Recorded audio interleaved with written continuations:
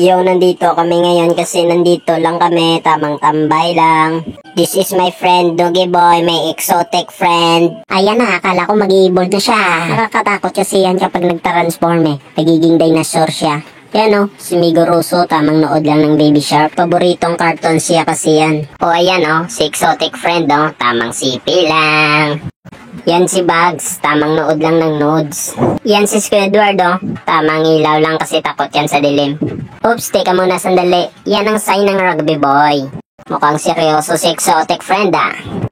Oops, it's motherfucking Jobert Tujong. Mukhang all god si Jobert ah. Maraming talento yan si Jobert. Kaya niya mag-push up na gamit lang tiyan niya.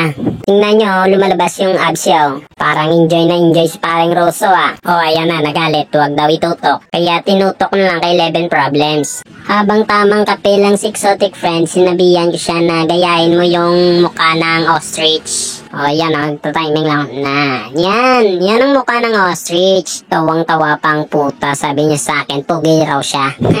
Ulol. Tapos sinabihan ko siya kung paano magalit yung dinosaur. Sabi niya, wah, mukha kang adik, ulol.